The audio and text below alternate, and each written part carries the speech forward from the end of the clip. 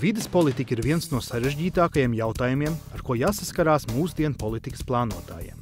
Vides politika un tās realizēšana ļoti reti veido vienkāršas sistēmiskas sakarības. Parasti tās ir kompleksas sistēmas, kurās ir daudz mainīgo un faktoru, kas apgrūtina politikas plānotāju darbu. Cilvēka intuīcija darbojas pretēji tam, kā lietas notiek reālajā pasaulē. Un, ja mums liekas, ka mūsu politikai būs šādas sekas ilgtermiņā reāli, tas notiek pilnīgi pretēji bieži vien. Tad intuīcija, nepietiek ar intuīciju vien.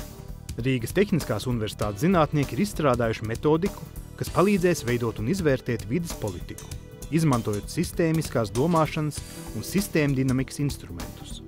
Mēs kopīgi ar vides ministriju nolēmām analizēt 3 politikas, kas Latvijā šobrīd ir ļoti aktuālas.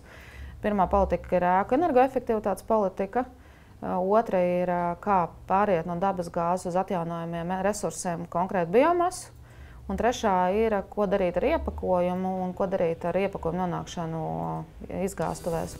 Viens no pētījuma secinājumiem – ar iecerētajiem māju siltināšanas programmas pasākumiem nav iespējams panākt plānoto enerģijas ietaupījumu. Pirmā energoefektivitātes rīcības plānā ir paredzēti uz mājokļu sektoru tieši vairāki pasākumi, kas ir tātad likumdošanas aktu izveide, ēku energoauditi, finansējums ēku siltināšanai, precīzāk mājokļiem tieši, un informēšanas kampaņas. Un ar to valdības plāno sasniegt 9% ekonomiju līdz 2016. gadam. Un mūsu modelis parāda, ja mēs šos instrumentus izmantojam, tad šo mērķi nevar sasniegt pat līdz 2080. gadam. Klasiskais pieņēmums vienmēr ir tas, ka politikas veidotāji precīzāk pieņem, ka mēs iedosim naudu un mēs izplatīsim informācijas bukletus un visi rītā būs nosiltinājušies.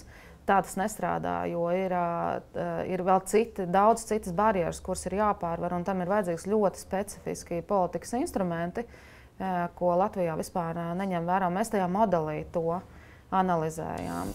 Viens no iemesliem, kādēļ paredzēto enerģijas ietaupījumu nav iespējams panākt, ir būvniecības zemā kvalitāte.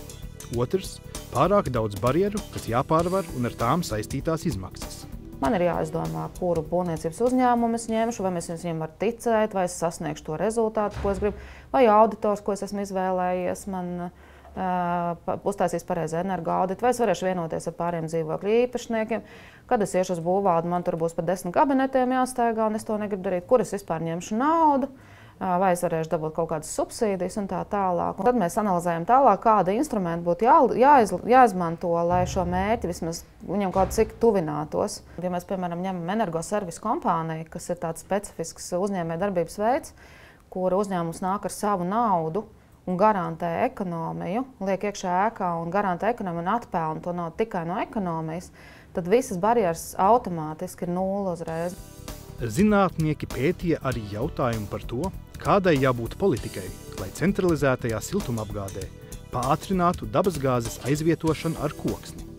Vissvarīgākais ir saprast, ka valstī ir jāsubsidē tieši atjaunojumu energoresursu izmantošanu, un ka tas spēlēs vislielāko lomu, nevis, teiksim, tarifu, teiksim, tā kā šobrīd elektroenerģijas, teiksim, tirgu tiek subsidēti tarifi un ir speciāli iepirkuma tarifi atjaunojumu energoresursiem.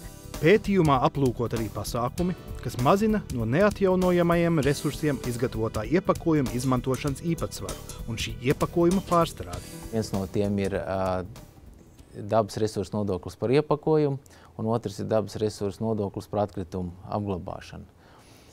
Un tad vēl viens instruments, ko mēs varētu lietot, būtu, protams, palielināt šķirošanas iespējas iedzīvotājiem, uzstādot vairāk konteinerus, lai viņiem būtu vienkārši pieejami šie šķirošanas konteineri.